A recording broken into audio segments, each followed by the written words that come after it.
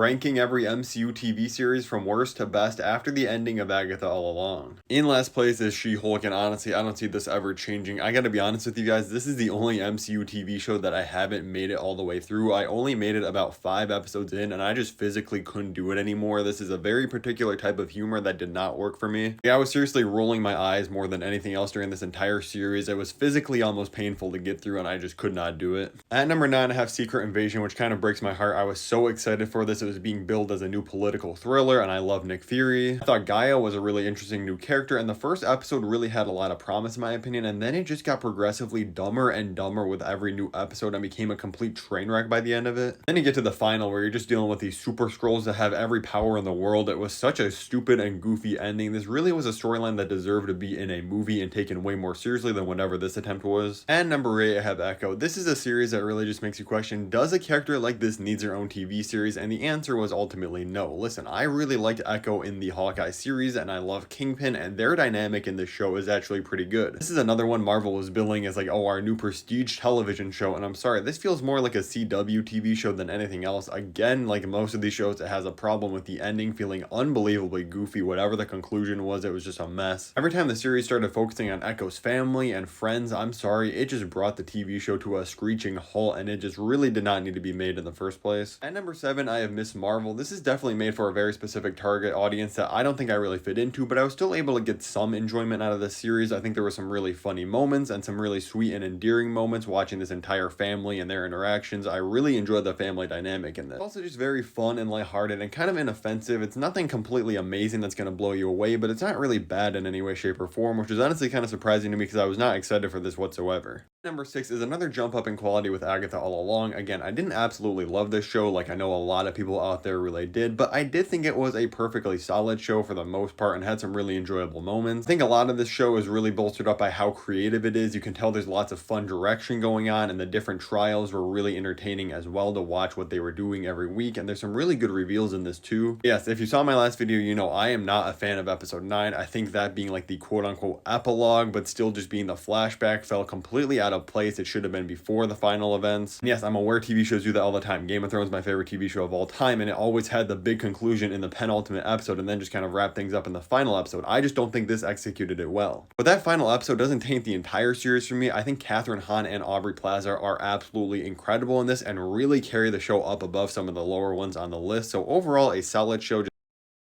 At number 5, I have WandaVision. Again, I understand why some people absolutely love this show, and I do really enjoy this series, and again, it gets a lot of credit for how creative this is, especially from the first half of the series. I think at the end, it really suffers from the ending just falling into a big CGI battle, but there are some really great moments all throughout the series. Elizabeth Olsen and Paul Bettany are incredible, and Elizabeth Olsen really proved to be one of the best actors working in the MCU to this day. At number 4, I have The Falcon and Winter Soldier. Is this like a mind-blowingly amazing show or anything? No, but I really enjoy Bucky and Sam as characters and their friendship that they share, and I honestly just really enjoy watching this kind of buddy cop show with them. Yeah, the main villain of the series, Carly, is a really weak villain overall, but it kind of makes up for it in its antagonists and side characters like John Walker. I thought he was an amazing perspective on Captain America, how he's viewed and how the government wants to use him. We also get Zemo, who just brings a lot of life to this series. I'm willing to overlook some of the things that I think are just kind of really dumb in this, like Sharon ending up being the power broker. I think that kind of made no sense whatsoever, but overall I did just really enjoy my time with this show. For the top 3, let me know your list in the comments below. I'm really excited to see what you guys have as your ranking because I know everybody's going to disagree with this, I'm sure. At number 3, I actually have Hawkeye. I surprisingly kind of love this series. The entire wintry vibes of this just work really well. The dynamic between this old kind of rundown retired Hawkeye mentoring Kate Bishop just really works well. I love their dynamic. Like I said earlier, I think Echo's really great in this. We get a little bit of Kingpin sprinkled in. He adds a lot of sauce. I think there's just some really fun action scenes, and again, like I said, I'm a sucker for anything taking place around winter or Christmas time, and I think this series does it really well. It's honestly become kind of a wintertime rewatch staple in my house. Number 2, I have Moon Knight, a show that was honestly really close to being a complete masterpiece. It did mess up a couple of the things, but it doesn't take away from my enjoyment of this overall. Oscar Isaac is so incredible as all the different personalities of this character, and just simply put, this just has a lot more sauce than other MCU projects. I love some of the action scenes. All the suit ups are super dope. I really enjoyed everything with Khonshu and Ethan Hawke Hawke's character as the main villain of this. I thought they were both incredible, and overall this was just a blast of a series that I really could not wait until the next episode every single week. We truly need a Moon Knight season 2 as soon as possible. Number 1 for me is easily Loki. I don't see this thing getting dethroned anytime soon. I think both seasons are absolute masterpieces. The ending honestly brought me to tears. It was so beautiful. I mean, Tom Hiddleston has been great as his character in the entirety of the MCU, so it wasn't surprising that he was great in this series too, but it's such a new perspective on this character and I absolutely loved it, and his friendship with Mobius is amazing. As you know from how much I love Christopher Nolan, I'm also just a huge sucker for anything time related, so this was just right up my alley. I loved everything with the time slipping, fixing the timelines, and all of that happening in the second season. I truly think this is an all-time great MCU project, not just TV shows, including movies too. The writing is on a different level, and it just reaches emotional heights that other projects simply cannot even hope to achieve. Like I said, I want to hear from you. Let me know your list in the comments below and leave a like on the video, and make sure to click below me to watch another video on the channel where I talk about everything that can go wrong with Spider-Man 4 in the MCU.